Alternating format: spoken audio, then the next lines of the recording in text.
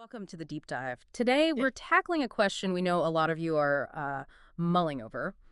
Is 2025 really the right time to buy property in South Africa? It's a huge decision, absolutely. Yeah, and we've sifted through quite a bit of expert analysis, looked at the latest market data, just to try and bring you a clear picture. Mhm. Our goal today is pretty simple, really. Unpack the current conditions and, help you figure out if buying property here next year actually makes sense for you, for your financial future. Right. There's a lot to consider. Exactly. We'll be looking at, well, everything from the recovering economy, where interest rates are headed, Crucial factors. some interesting incentives out there, what the market inventory looks like, that classic rent versus buy calculation, Always a tough one. the big trend of semigration, what's happening with demand for sustainable homes, potential rental income, property as a hedge against inflation, even the legal side of things. Get a full picture we need to paint. Okay, let's dive in.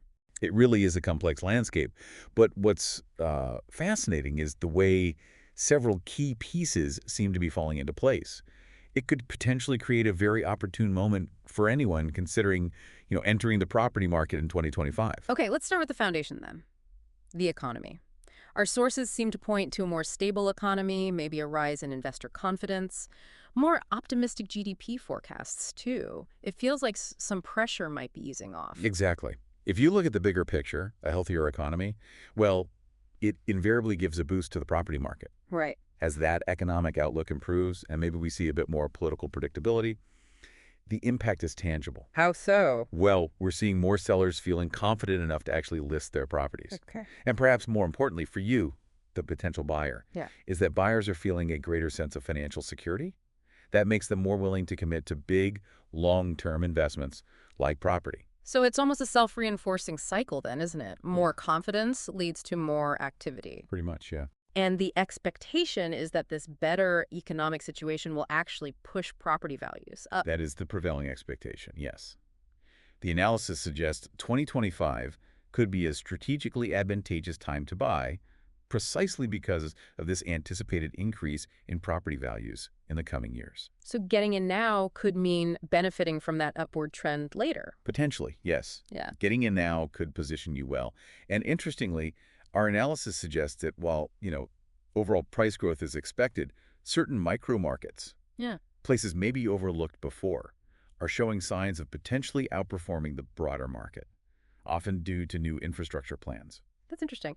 Okay, now let's move on to something that's always top of mind for buyers. Interest rates. It seems we're currently in a rather favorable situation there. Yes, very much so. The current low interest rate environment, largely a result of the South African Reserve Bank's actions responding to global inflation, that's a very significant factor.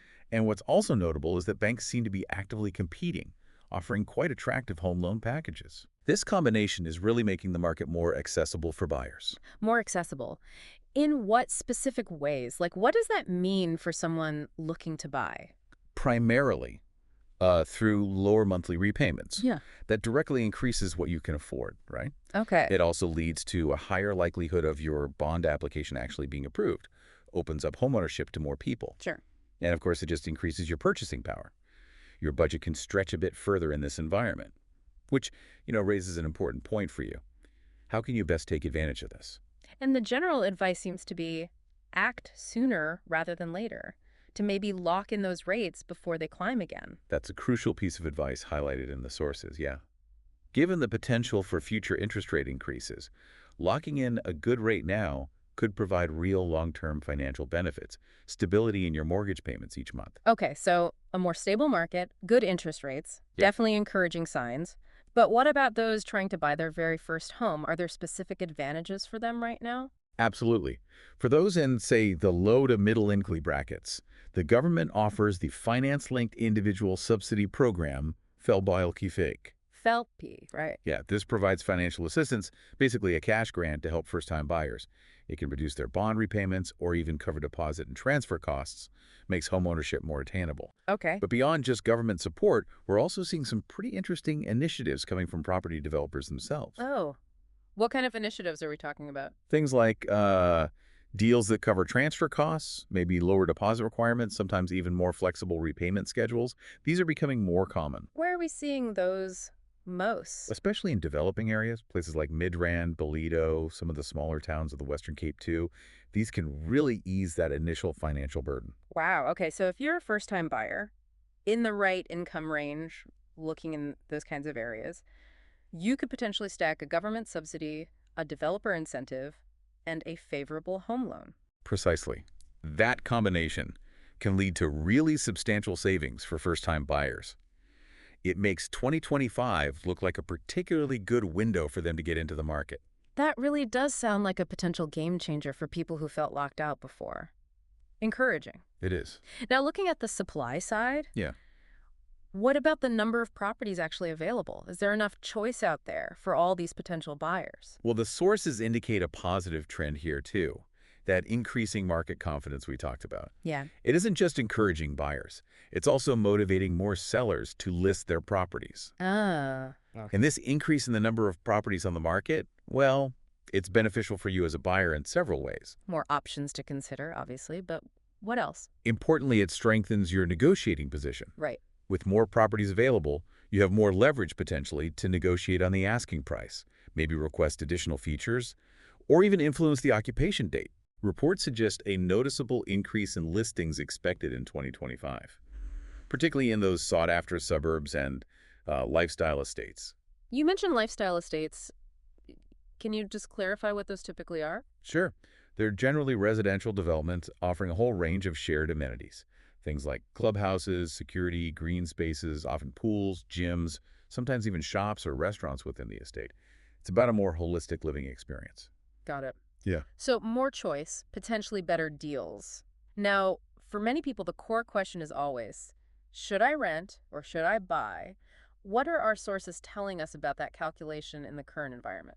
Well, the trend of rising rental prices in major cities, think Johannesburg, Cape Town, Durban, that's making the buy versus rent calculation increasingly compelling. How so? Because while rents are climbing, mortgage repayments, thanks to those current interest rates we discussed, are holding relatively steady. Ah, okay, so the gap might be narrowing or even favoring buying in some cases. Potentially, yes. And the long-term financial implications are pretty clear, aren't they? You mean building equity? Absolutely. Yeah. Home ownership is about building equity over time. Every mortgage payment contributes to your own asset. Right. Rent, on the other hand, well, it provides no such return. It's just an expense. Mm-hmm. So for those who can manage the initial costs of buying the deposit, transfer duties, etc., Mm-hmm. it often proves to be the more financially sound strategy in the long run. Okay. And building on this idea of where people choose to live, we're also seeing a pretty big shift in where people are looking to buy, aren't we? That brings us to semigration. Which is becoming a really significant factor, yes. Yeah. A huge factor in the South African property landscape lately. So how is this movement impacting things? What is it exactly? Semigration is essentially the movement away from the large metropolitan areas towards smaller towns, often coastal regions. And it's largely driven by the increase in remote work possibilities. Ah, the remote work effect. Exactly. It's having a profound effect. We're seeing booming property markets in areas like, say, George, Bolito, Hermanus, Mossel Bay, and up along KwaZulu-Natal's north coast, too. And what kinds of properties are really in demand in those areas? Those lifestyle estates we mentioned are particularly sought after. Right. They offer security, access to nature, those shared amenities. Yeah. It's the whole package people are looking for. So for someone thinking about moving out of the city? Well, 2025 presents a potential window of opportunity because prices in these semigration hotspots, while they are definitely increasing, Yeah. they're still relatively affordable compared to, say, prime spots in major urban centers, Yeah. but that gap might be closing. Interesting. It also feels like what we want in a home itself is changing too. We're hearing a lot more about like smart homes, sustainable homes. Yes, definitely. The demand for energy-efficient homes isn't just a niche interest anymore. It's becoming mainstream. Okay. Buyers in 2025 are increasingly valuing features like solar panels, gray water systems, maybe smart home automation. Right. Reliable fiber internet is huge. Essential now, really. Absolutely. And things like backup water tanks, too. Yeah. These aren't just, environmentally responsible choices anymore. They also lead directly to lower utility bills. Which everyone wants. Exactly. And they increase the long-term value of the property. It's actually encouraging to see that new developments are incorporating this kind of green infrastructure more and more. Yeah, it's funny how just a few years ago, Backup water might have seemed like a luxury, and now. Now it's almost becoming standard, the must-have in certain areas, yeah. So it's a win-win. Better for the planet, better for your wallet in the long run. Now, what about buying property specifically as an investment? Are there particular areas showing strong potential for, say, rental income? Indeed. Certain key investment nodes are definitely demonstrating strong rental yields, mainly due to high demand. Which areas are standing out? Areas like Sandton and Four-Way still very popular for executive rentals. Then you have places like Claremont, an observatory in Cape Town, driven by the student market. Bolito and Umhlanga are attractive for holiday homes and lifestyle renters. And then areas like Menlyn and Pretoria East, which are expanding business and lifestyle hubs, they're all performing pretty well for rental investors. So what's the main advice for anyone looking to invest in rental property right now? What should they focus on? The key really is to focus on areas with consistent rental demand, look for low vacancy rates, and check for well-developed infrastructure roads, schools, shops, connectivity. Right. These factors contribute most to reliable rental income and hopefully long-term capital growth as well.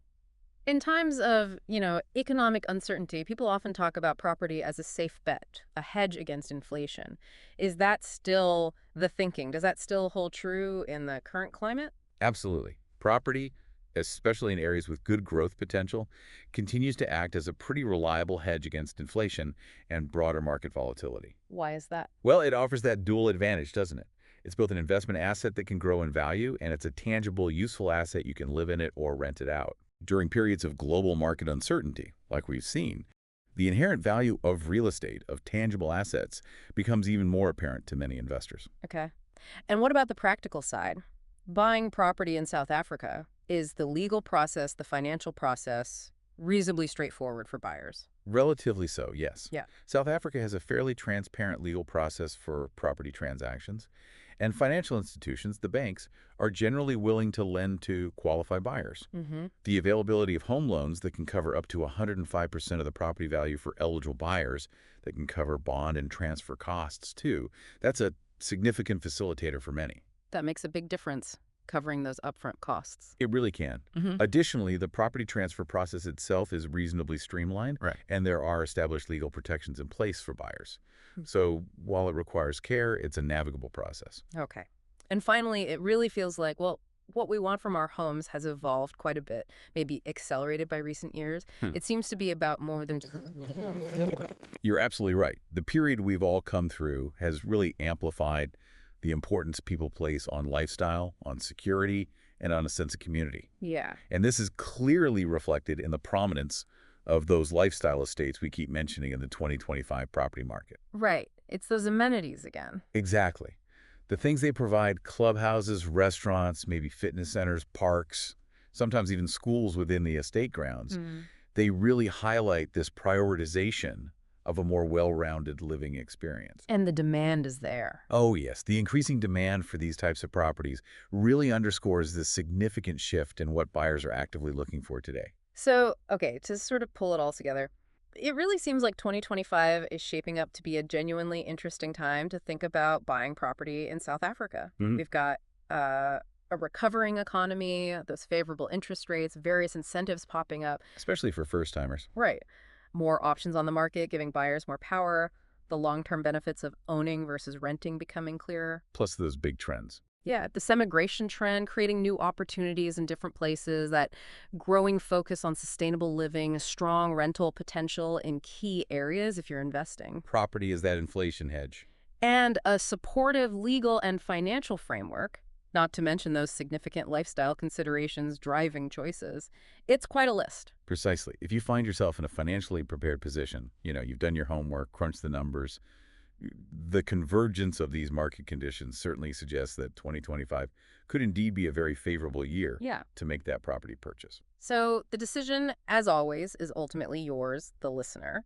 If you've been contemplating taking that step into homeownership, it looks like now might be the time to really delve into the specifics of your local market, see how these broader trends apply to your individual circumstances, your budget, your goals. Absolutely. Local nuances matter hugely. It really makes you think, doesn't it?